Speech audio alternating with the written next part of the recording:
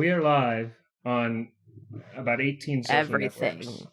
Yes. We are live on Twitter, YouTube, Facebook, Instagram, camera, everything else in the world.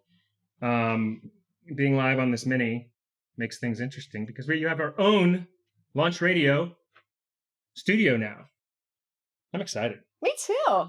Pretty excited. Hey, happy pre-New Year. Happy pre-New Year. Like, it's almost 2020. I mean, we're like hours away. I graduated high school 10 years ago. 20 years ago. 10 years ago. I graduated in 2000. I was the class of 2000. That was like the cool class to be. I mean, now that everyone knows how old I am. Time flies when you're having fun. 20 years ago, I graduated high school. It's crazy. It's bizarro. What year did you graduate? Class of 2000. Oh, same. Yeah, same year. How bizarre is that?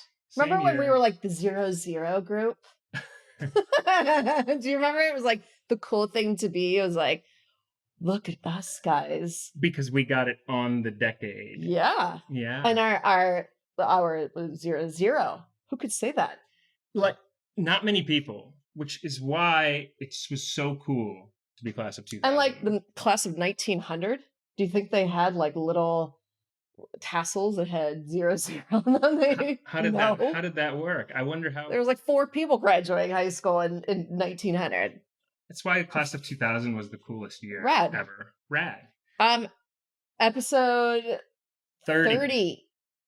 This is the final episode of 2019. Of 2019. And we are finishing 30 episodes. Super strong. Of Launch Radio. Finishing strong. I think so too, right? I mean, we're just trucking and along. We're not sick of each other at all. There haven't been any, WWF fights.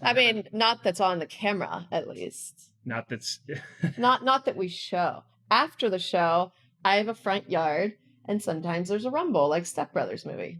So sometimes post-show, we have a Royal Rumble in the front yard. Maybe we'll do a post-show video one day of like, what does it look like post-show with these two? Behind the scenes. That's the goal. We're going to provide some behind the scenes. And Happy New Year to we're joining as we go along here. There's a couple of networks we're new on today. Well, there's one network, and it's mostly YouTube. And excited to have YouTube here. Twitter joined last week. Facebook we have now, and we're just excited overall to be on these things. And I do my Launch TV live once every few weeks, and I answer questions. And so people come into the feed and it's chat. So it's good to have more and more people communicating and talking and chatting with us while we're live. And last week's was really interesting. I mean, we had a lot of people that were into the psilocybin. We sure did. Topic, which I actually think is like amazing. By the way, I had a 10-year-old tell me that she wants to do magic mushrooms. And I was like, I'm sorry, what? Where did you learn that from? A 10-year-old. I'm like, I don't understand. Wow. Where's your parents? Wow. But she said the little boys in her school told her about magic mushrooms and cocaine. I'm like, I'm sorry, what? Like that. It's. I was playing with baby dolls at 10 years old. I don't understand these kids. Like how the world is changing from even our 20 years ago, which seems like 20 years ago. Now, had she said, I'm interested in psilocybin, my mind would have exploded right there. Full head mind explode. But for her to say magic mushroom was a whole other, like, she's like, I just want to trip. I want to get high. I'm like, what? I mean, like, wow. Yeah. So, scary. Last week we talked about all of that microdosing, the future of drugs. We talked about ADHD, Adderall, just different medications, how things affect people. And we really like doing that here. And I feel like today we have a doozy for them. We have quite a fun topic for everyone. I've been into doing DNA testing and like the genealogy and the whole family history for a few years now. And at first I didn't really think anything of sending in my DNA and being like, I don't know, here you go. The privacy policy says you're not doing anything with it. Well, I guess I guess I'm okay. Mm-hmm. And then more reading, they already have my DNA, so what the hell? But today's topic is about these at-home DNA testing. Especially, I know a lot of us get it for Christmas, or we gift it for Christmas because we want to build our family tree and we want to know where we're from, and we don't really think through the possibilities of like, where does this DNA go to? Are there policies of any sort or any sort of infrastructure around what these companies are able to do? So you mentioned that you had been thinking about doing it. Did you actually get it? I did. Yeah. I've built my full tree from nothing over the past 2.5 years. Into I think I have like 1,100 people on my tree that I've built. And that's on Ancestry DNA, yeah. Okay. Yeah, and I've discovered some mind-blowing, family-altering stuff. And you read about this stuff like, I found my long-lost sister I didn't know I had. Yeah. Like, hey, Dad, what were you doing? Mm-hmm. Like 10 years ago or whatever. But mine was bonkers. I mean, I had to call my mom up. I'm like, are you sitting down? Because I found out some serious stuff. Yeah. And it was all through Ancestry DNA. And you've done it though, right? So I've done it on both 23andMe and Ancestry. Yeah, both. And have you noticed the difference? I've never done 23andMe. Mm-hmm. Have you noticed the difference between that and? Well, both. There's 23andMe offers more from my experience. There's more. It's more detailed about just the health stuff. What about the genetic, like what part of the world you're from and stuff like that? Oh, well, see, there's two different things because 23andMe is more Ancestry is more about the family tree and that side of it, while 23andMe is more about the genetics and focused more on the health stuff and all that. So it expands in that realm, while Ancestry is more about your genetics with your family tree.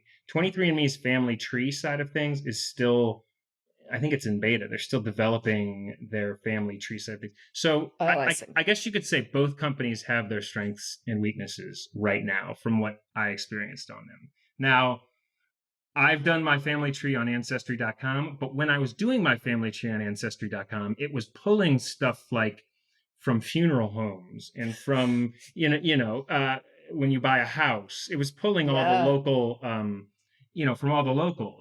So that's how I built my family tree on Ancestry. Was from funeral home records? From funeral records and from cemeteries. So I've got all my relatives, like gravestones and stuff, photos. Oh, yes. I have that too. That it pulled. So when I did it on Ancestry, it was using that material. And then I just had the Ancestry genetics done recently. So I actually need to look into how it's pulling the genetics and tying that in with the tree. Right. But I do think people get mixed up that Ancestry for a while just used like public record stuff as far as when people were dying and when people were buying houses and when people were in jail and when people were, all of that stuff. And so I have done both, and I found that both have their strengths and weaknesses as far as what their focus is. Okay, so I have two questions. Yep. One, what did yours show that you are? And two, has any of your other family members done it yet? So my brother did Ancestry. He did Ancestry. Okay. And my parents did 23andMe. Oh, they have done it. They did do 23andMe. And, I found out from the genetics on 23andMe from my parents that we're mostly European, England and Finland and Sweden and Switzerland and France, all of those. But I did find out my dad is 20% Eastern European. So he's got like Polish and some Ashkenazi Jew in there. Oh, yeah. And then we had like the 0.5% sub-Saharan, like South African. It said something about the sub-Saharan South African on both sides.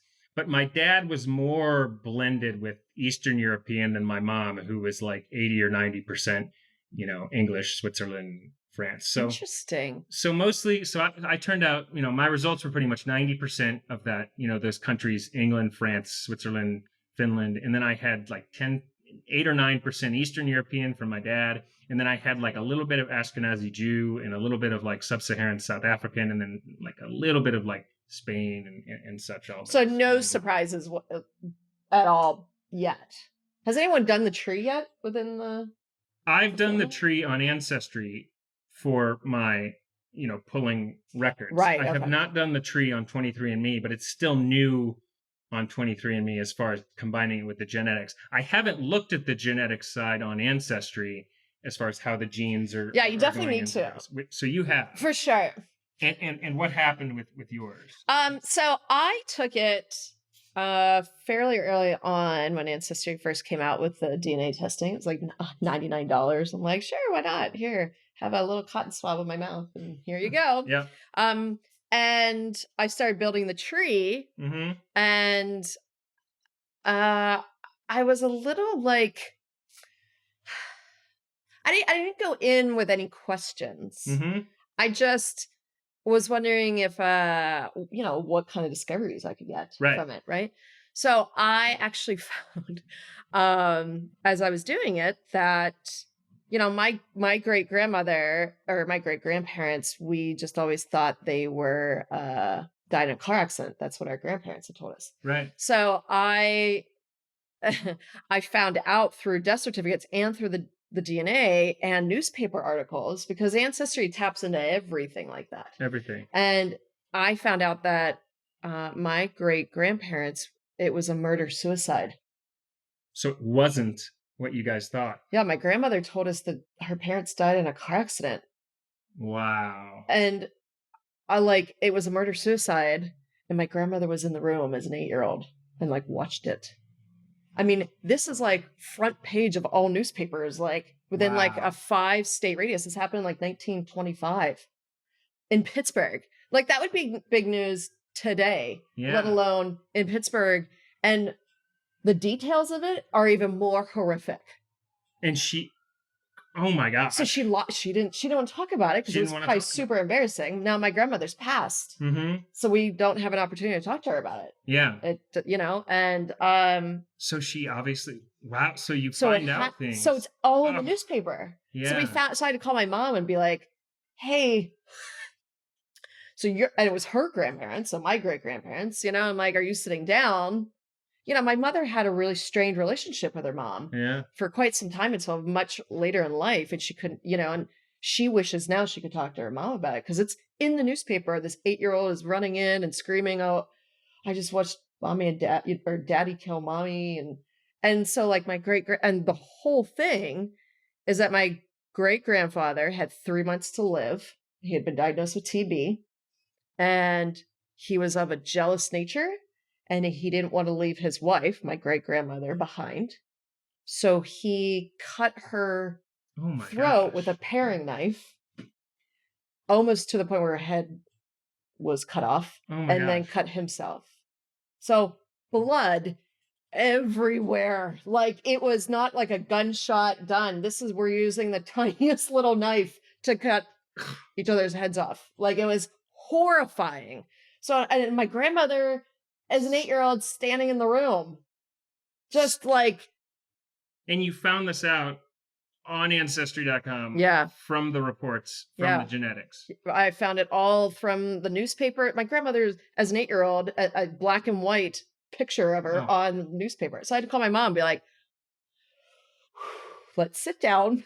I have some serious shit to tell you. And then, of course, all the death certificates. I'm looking at all the death certificates. It's hemorrhage due to murder-suicide, cut with a paring knife. And I'm like, it was very family-changing, as you can imagine. So she had to call her sisters up and tell them, no one knew. This was the family secret, apparently. So, okay. So it makes one wonder if, do we think that with genetic testing, we're finding out things that we didn't previously know were the case. And it really makes one wonder, does it allow us to find out things that we didn't want to know otherwise? And is that a good or a bad thing to know? Right. A lot of people would look at these things and be like, I want to know everything. I want to know everything about the past. I want to know about my ancestors. Tell me everything. Great. I'm more into I like to know things. Me too. So, I was whatever's being thrilled kept, I that like I it found out. I like it to be out there. I like to Yeah. know what there is, all of that type of thing. But I also am sensitive to some people don't want to know. So, but it really is quite eye-opening what you can find out. And what you were describing is a Oh, direct example of that. incredible stuff. And I've been able to go back all the way into the 1600s. And apparently, my family on my mom's side were early colonial settlers in the U.S. Like they created Connecticut apparently, like bizarro. And in her DNA, it shows that she has colonial settler DNA. Now in DNA. mine, I always thought, and I was always really good at microbiology. Yeah. So I always thought you got 50% from your mom and 50% from your dad. I thought it was just split. I didn't realize that you could get more genetics from one side or the other. So when I did my, you can tell how good I was at microbiology. I should have known this shit. But so when I did mine, I show 60% Croatian, Serbian, Mongolian, which is my dad's side. Yeah. And the rest is my mom's British, Irish, Scottish. And I was so blown away that I'm actually more Croatian and more Yugoslavian than I am the other side, And that can happen with each sibling. It can be one side or the other. And when you have your parents do it, it's really interesting because it lets you know which side you have more. Well, and it helped me having her DNA because my brother's done it. My sister thinks it's like the worst thing ever. She refuses to do it. She says the government uses it. Wow. She's like a district attorney in Pennsylvania or something. So like she would know, but like what, at some point, what do you do? Yeah. They have your DNA off of everything. Do you know what I mean? Like whatever, here, I have a cotton swab of inside my mouth. I don't care. But I think that's a fascinating aspect of it. And I think it gets people to the bigger question of what's the long term of this? Right. And what direction is all this DNA testing going? And you sent me some articles yesterday, and I sent you, we both were exchanging videos, and we both were like, wow, like look at how much is out there about what's happening with this, DNA testing. It's really gotten big in the last few years because people have been doing this for a while, and they were like, oh, it's fun, but it's been fun to find out about your family, but the fun is becoming very real in how much we can track with DNA and what it reveals about some big, big things. The two biggest things from what I'm seeing are how it connects to health and how it can almost predict diseases, which 23andMe does. Yeah. I think Ancestry does too, but 23andMe gets really deep into it. And crime tracking. Yeah. And being able to, because you leave DNA wherever you go. And so criminals, at the crime scene, they're able to get DNA and then through other people that match, effectively track the person down. Well, and it's to your point within police departments and detective, areas of work. Yeah. There's now geneticists and genealogists that they hire within the department now that handle the DNA testing, and they're the ones going on all of these, fact-finding missions through GED Match and all of these other sites, and are able to discover, like I sent you, there was a boy who was abducted when he was a newborn in 1965, and they found his parents just like a month ago, and it's things like that it's they were able to get, the FBI was able to track through it, and he was abducted as a newborn from a nurse that posed as a nurse, wasn't. And that was a New York Post article you sent me, right? Yeah. That really just eye-opening that they're able to do that. And what do you think is the long term of this? Do you think that, as they are able to find out more and more and more about people's DNA, are they going to be able to track criminals really easily? China is saying now that they're able to just track criminals by, like, they can get the DNA and draw up a sketch of people. Right. I don't know if it'll get to that point. I've heard people speak that it might not get to that point, but I wonder about that. Like, I wonder if it could get to that point, that they can sketch they can know your eye color and your height and your Right. hair, but can you sketch a person straight from DNA, and will we get to the point where we're able to do that? I think that's really interesting. Well, and the other part of that is, are we meddling in something that we don't know enough about? For example, when social media came out, how many years ago? Everybody was like, yes, I'm going to put baby pictures up on Facebook and MySpace and started just pummeling these social media with content. Right. Little did they know how that content would be used and for advertising, So the more now all of a sudden we're like, oh, now I understand how social media works. Right. I don't necessarily want to post certain things because now I understand that my information is used to third parties' advantages to advertise. And that's where we're coming now into the DNA testing, where people are like, there's no rules and regulations around any of these at-home DNA tests. So Ancestry and 23andMe, I think 23andMe especially, that, consumers can opt in to share with certain third parties. And those third parties are pharmaceutical companies.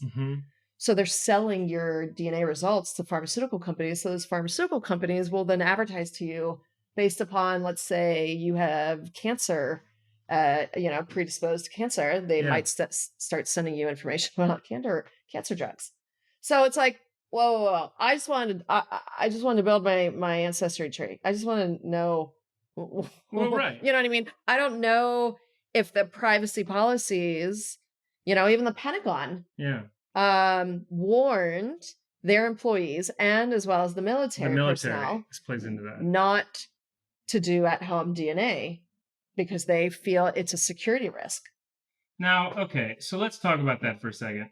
So the military, the Pentagon was warning about that, and people were concerned about military members being at risk because they find out that they have, from DNA testing, they find out that they have, either psychological illness or what would it be, a physical illness that they didn't know about, or prone to something, and it would make them not as not technically eligible for the military, or would hurt their status in the military, right? That's what that article was talking about, right? Well, I think it's more a security risk, like you're putting like my sister, for example, when I told her I took the DNA test, my brother's taken it, and my mother's taken it, she was like, great, my DNA's out there. I'm like, okay, your DNA is not out there, ours is. But she also works for the government, and she said, they use that. They take our DNA, use it. And I'm like, okay, well, what am I going to do now? It's already out, But to her point, she feels that it's a security risk. They can do whatever they want with that DNA. And there's no regulations around law enforcement either. Yeah. So law enforcement is able to tap into these things. And though it may seem like a good thing where they are able to solve a ton of these horrible murders that happened in the 70s, and like the Golden State Killer is one of them. There was a gentleman, I shouldn't even call him a gentleman, but a man in the 60s who murdered and raped over 20 some women. They just found him through this GED. And it was a massive break in the case. He's in his 80s and he's in jail obviously now, but there's been cases where law enforcement has used it against people. They took the information too hastily and tried to push it as a probable cause. Meanwhile, they were completely wrong. It was the wrong person. And the problem is, what they've shown in a 2018 report is that 40% of these tests have false positives and false results, which is pretty high if you think about it. On the DNA test? Yeah. That's 40%. Yeah, up to. So it's clearly we're not quite there on the DNA testing as far as... Especially the health one. Like one may say like, hey, you might get cancer. You may get breast cancer. Meanwhile, that's like back up the truck. Yeah. You need to actually retest again with actual a geneticist, because a lot of these tests are proving to be not as accurate as they say they are. Yeah, I mean, that's really interesting. And I actually see a lot of people. Hi, everybody on YouTube. I see them commenting. This and isn't asking, my face. Hi, Vernon. Hi, Johan's in there. The Ford. Some of these people I know because they're regular. James Teen is dead. Francis Aguado. Hi guys. Hi Vernon. Hi Amanda. So I do find it interesting as far as that. I'm not really sure I understand the whole media or the whole military thing, because in my mind, if somebody in the military had something that DNA revealed, we would want to know that, or they would want to know that. Help Yeah. us. Now, the Pentagon was concerned about, I think, about that element too, unless I misread that, but that should be a good thing. The DNA is actually helping us in that way because we want, the best people on the front lines that are healthy to be in the military. So I view that as a good thing as far as DNA helping with members of the military. As far as solving crimes and tracking people down, it does sound like there's a lot of flaws, as you said, in the actual testing. So that is something that we should be concerned about as far as getting the accuracy of it down in the long term. Right. Now, but I think from what I'm seeing and what I'm hearing and what I've read, I read all those articles that you and I spoke about the baby who was abducted, and people being skeptical and not skeptical. I also searched on YouTube. I watched a couple interviews where Scott Adams was talking to this guy Steve Sue, who has a company called Genomic Prediction, and he's able to track.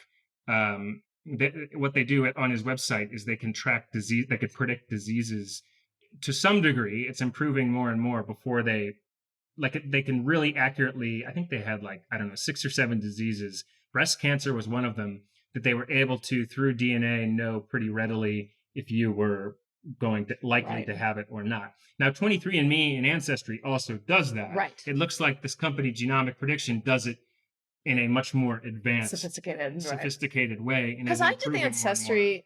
I love Ancestry, and I've found out, as everyone knows, all the things I found out about my family. But I did their health part, which is in beta still, I believe. And it basically told me, "Oh, you're fine." Yeah. I was like, because when you use other ones, they show, hey, you have because almost all of my aunts have breast cancer. Yeah. Okay, my grandfather died of heart disease at the age of 45. Clearly there's indications, and Ancestry is like, nope, don't worry, you're good as new. Yeah.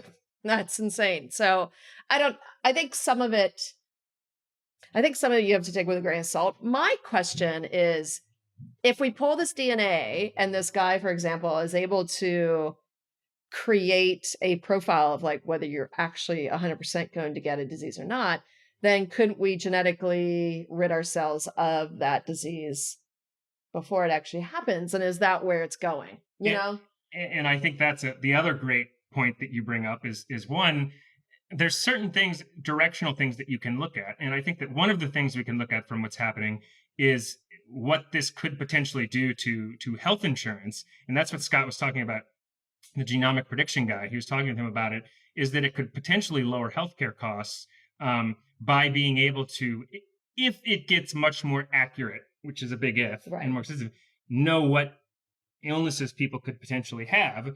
We'd then be able to, go to some type of a single payer plan for much lower costs, because we would know, this is once it gets much more advanced. Correct, yeah. We would know who has risk for what versus who doesn't, changing the whole health insurance industry. So that could have potential within health insurance. That's one thing that I find really interesting. And the other thing that I find really interesting is what you just mentioned about the, there's a whole epigenetics. Is that the name of it? Conversation about being able to, embryos, the genes being able to make the perfect human, which there's been a lot of controversy about. That's one thing, but that also ties into the whole, can genes impact, which is what you were saying, diseases by going in, knowing what you're prone to. Maybe, I guess this would be epigenetics wise, and having your child not be prone to cancer and being able to delete that gene before it comes, which ultimately, if you have an illness or potential for an illness, by being able to delete the right genes, it could cure diseases. It could. I know, but the problem is, what cancer. Are we trying to live till we're 300 years old? I mean, we're already overpopulated this planet. Yeah. So I'm sorry, but The only thing that's true, according to Ben Franklin, which is accurate, the only thing that's real is death and taxes. Yeah. Right. So, we all are born, we all die. That's the latter part of that's very important. We all have to die in order Yes. for the new generation to come through. We Mhm. can't just all live till we're 1,000 years old, you Mhm. know? So if you start playing around with genetics and you're like, okay, I don't want my kid to have breast cancer, are you playing God? If you believe in God, are you playing That's the with controversy. some serious things that you're not supposed to be playing with? You know, we're not supposed to be on this earth forever. We're going to overpopulate the planet if we do that. You can't reproduce creating more generations and you still staying alive. Yeah. You know, I don't know. I think that's a really tricky thing. Now, if it's something like You your know what I'm child, gonna say about it. You know what I'm gonna say about it. Kara's headed towards the when the mind gets blown, and then we have to end the podcast. where I'm like, because all right, I'm done. It's nap time for Kira. she builds it up, and then I just her mind, and then we just end the podcast. And it's like when we try to do that, Geoff is just likes to blow my mind. Where I'm like, I didn't even see that coming, and I'm like, okay, nap time. So we're headed down that road, but keep going. Yes. Something about your mom or your I don't know what I'm gonna say. Anyway, were you listening to anything I was saying? So we have fun with that. But so what do you do with that scenario? Because that is the road that it's obviously going down. That's the road it's going down, and if your child if you're pregnant, or you're looking to get pregnant, and embryo is being, you use IVF and all of that, and they're like, oh, this embryo looks like you could have Down syndrome. Mm-hmm. Oh, let me just delete. Let me just fix the code there. Perfect baby. And there's people that would argue too, well, there's nothing, Down syndrome, there's nothing wrong with it, which is great. That's fine, respectable. But I think that I think it's easy to say, are we playing God or whatever? But there was a time where if you would have told them on the Oregon Trail that there were going to be planes flying over with people going thousands of miles, they would be like, we're not God. God flies. That's very dangerous and scary. That would be God. Like that was God to them. And they're like, we're not God. We can't fly. Yeah, but they also ate each other when they hit like blizzards and they start eating each other. So I don't know, Geoff. I don't know if that's a great example. And they'll come back and they'll say that about us. I get like a 6.5 on the mind blowing scale there. I'd say a 5.5. Okay, marking it down. Marking it down a little bit. Anyway, so I think that it's. I'm just looking at comments on YouTube. Hi everybody. What's the greatest of all time? Hi Rod, Vernon, everybody. So I think that it's very. What's going to happen with that is an intriguing question that we don't quite have the answer to. There's controversy around it, but I do think that that's the direction that this is going. I think that genetics and gene testing are going to do a lot in a lot of realms, and I think that they're going to do positive things, but we're not there yet. We're not really close to there yet, but we're getting there. But I also think that it is a very intriguing question about where would that lead long term. Well, it's interesting because I'm reading some of the comments on YouTube, and there's a lot of secrets, right? Mm-hmm. People keep secrets. Mm-hmm. Like my family secret that my great grandparents, it was a murder suicide. That would have never been known. I mean, we would have never found that out had there not been a company called Ancestry DNA.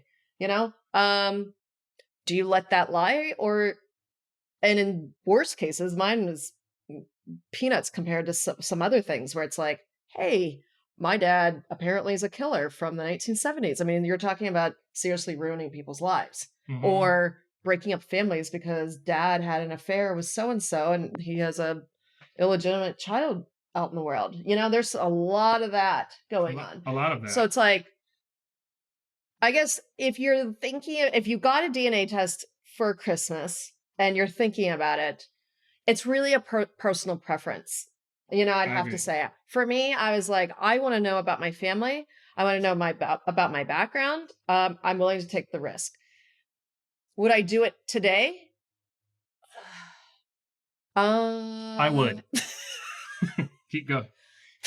I don't. But you don't mind. I mean, stand you don't on care if the government takes you away because you have poor DNA. No. Because no. There's the I just don't think conspiracy about theory that people are, that when you send in your DNA into these companies, at some point they'll just start weeding. We're overpopulating planet Earth, that they're going to start weeding out the bad DNA, and they'll start knocking on your door, and it's like, your DNA came back like shit, and you get to go on the back of this bus, and the rest of the people get to live. So I might. Okay. So you may go into the incinerator. I might be on the bad bus. But I don't fear the bad bus, the incinerator, but a lot of people do. Right. But that is a conspiracy theory where the government is using it as in terms of like, oh, you're a good person, you're a bad person. We're going to weed everything out, like, and the other thing, I'm sorry not to cut you off. Go ahead. The one thing I am a little concerned about, if people can data breach an election of the U.S. government, yes, you don't think there can be a data breach of our DNA at Ancestry DNA? Like, well, then what happens? I don't know. What could you do with all that DNA? You could sell it to other companies. There's a lot of stuff that could go potentially very wrong. And then what would happen if someone steals your email? When Yahoo had that massive, bad things can happen. They can steal your identity. They can steal. If they steal my email, it's a bunch of LinkedIn notifications, Banana Republic flyers, and Southwest Airlines, coupons. Porn. So they're not porn. Yeah. Porn. Don't lie, it's fine, Geoff. Everybody watches porn. It's just like insane that I just don't worry about those type of, like, I'm sensitive to people who do worry about that, but I don't really get worried. But I think it's fair for people to worry. Like, I'm not going to tell you not to be concerned about it, but I, even with the news, would have no problems getting my DNA tested by these companies. But I understand that some people, maybe like Kira, I don't think she said yes or no. What? She would. You if I did it again? Up, and then I go, I wouldn't. And then, yeah. You never. Yeah, you interrupted me as I'm doing my whole, like. I interrupt her a lot. Go ahead. Okay, so I'll tell you this. In Ancestry and in 23andMe, you can opt out of sending your DNA into research mode. Yes. I opted in. You opted in. So, obviously I'm still very fascinated with the entire thing, and I trust that the privacy policies in place are there to protect me. Would I be surprised if one day there's an extra Kira running around that looks exactly like me and they decide to clone me? No, I would not be surprised that they just decide to take my DNA and do something weird with it. I would be fascinated if I saw like another me running around. I would be like, hey, Geoff. I'd be like, so you're the genetic? I'd bring them on the podcast. So we would interview our clone selves. So if you're out there, clone selves, we want to bring you on, Launch Radio as the genetic.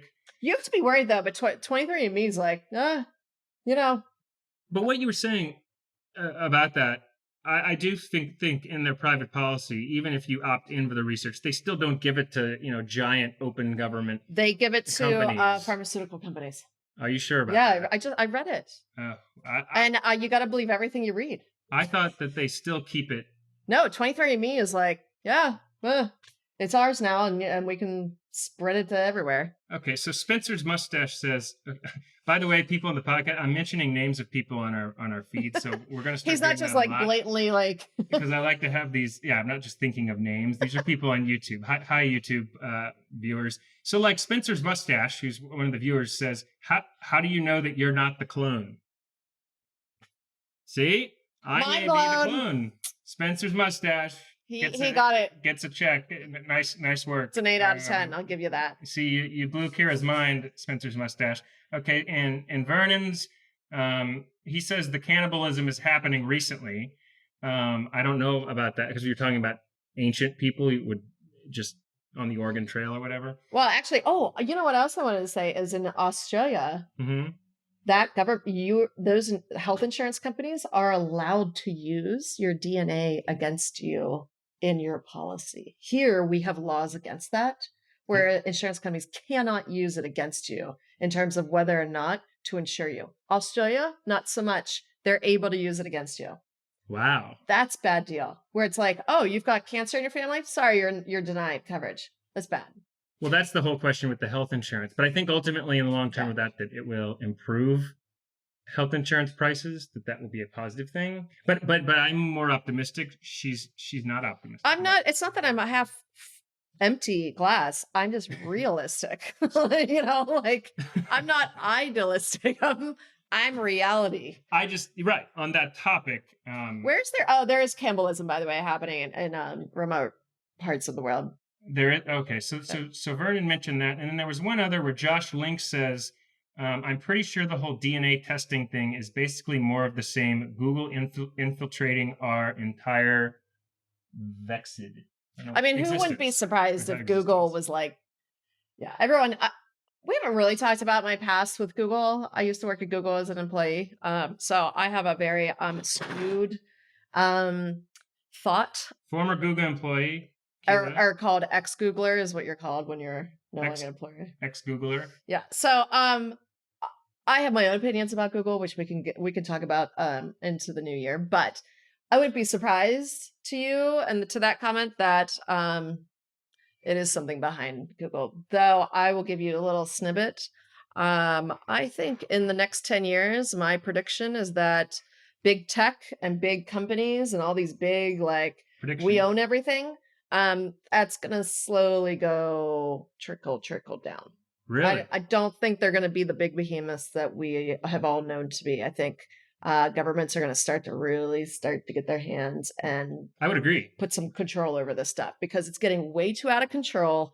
YouTube doesn't know how to police anything. Instagram just polices everything. Same with Facebook, you know, so I think these big behemoths like the Googles and the Facebooks of the world and Twitters, I think it's going to be shifting a little bit. That's my prediction for the next 10 years. I find that fascinating. And I think that you're actually accurate there, that's the direction. I think we're all getting much smarter about what these companies do and what they don't do. And I think we're getting a hip to their game. Let's put it that way. And Josh said it's some scary Orwellian shit that's happening with them being able to regulate. Like, who's going to regulate it? I mean, who's going to tell them who they have to insure and not? And we've done podcasts on it. If you guys haven't watched it, we had a fiery podcast about how do you regulate any of this, whether it's your DNA data, all of the privacy, we're already on the internet. We're already there. All our shit is out there. Instagram, the minute you post something, they own it. That's no longer yours. Well, so it's stuff like that where you're like, okay, now what? That's my thing. That's where I'm with the privacy thing. Where I figure like everything's public anyway. Right. Like everything's already public. So what more do they want? Like they can just. I mean, that was my thinking when I did the DNA testing, where I was like, if I go to the bad bus and I'm incinerated, whatever. I had a great life and I lived it well, you know? Yeah. I'm not one that like, if I'm drowning, I'm going to be like, I'm going to be like, all right, maybe it's time. like if you were going off the cliff in the bad bus, then, you know, we'll just. I'm not screaming. I'll be like, all right, on to the next life, you know? We'll all hold hands and just say, you know, if that's the direction. See you in this life or the other. So, yeah. So I think that certainly all of this brings up just all sorts of questions with not only, you know, health, but long-term humanity and crime. And just the genetic testing in the next 50 years, what happens with 50 years, Geoff, in the next 5 or 10. I think so. We're already there. And the thing is, we only know what we know. Right. We don't know what's going on in people's basements and in laboratories right now. Do you know what I mean?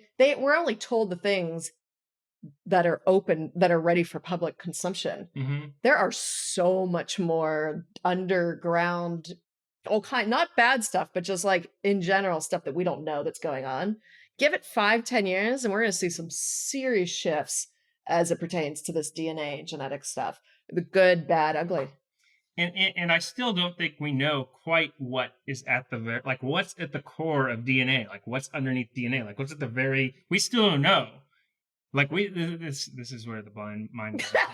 You can tell my face is like she starts getting, You know why? Because the minute we start scratching, we'll just start itching, and we're like, what's behind here in our genetics? And then we're like, oh wait, there's a wall back here. Is this what? Truman Show. Is this the who's running the Matrix? Yeah. Like we start like pushing away certain pieces of this, and we're gonna start to see the man behind the curtain kind of thing. Curtain. It's probably Joe Rogan or I know, right? Who is behind the curtain? It's probably one of those people. Scott Adams. It's probably Scott Adams. people kid him on his. He's great, by the way. You should check him out. I tweet with him sometimes, but like he talks about people kid him about pushing buttons in the simulation because things get shifted, and he's always talking about it. But he's really interesting. Mike Cernovich is really interesting. I find all those people who are able to shake things up and really speak on different topics. It's really, really interesting, all those people. And I find what's happening with social media and what's happening just with who we are as people and our genetics at their core, and how that's going to transfer into social media and tech and AI is going to be very, very interesting to see in the next 5 years. Yeah, for sure. 5 months, So I think we covered a lot of genetics. Any other? Thanks. Everybody watches my Mandela Effect videos. Thank you guys on YouTube for watching Mandela. I brush the shoulder off, Geoff. I have these nice intimate chats where we do Launch TV every couple of weeks, and I chat with all these people. They're just great. But yes, more of that coming soon. And this is 30 episodes that we've now done. Happy pre-New Year. Happy pre-New Year. We'll see you guys in the new year. We have a lot of great episodes coming up. Great shows. So stay tuned. I just want to say a very special thank you to all of you for tuning in over the past year. Geoff and I have had so much fun doing this, where I was hoping with the DNA testing I'd find out if he was my long lost brother, but not yet.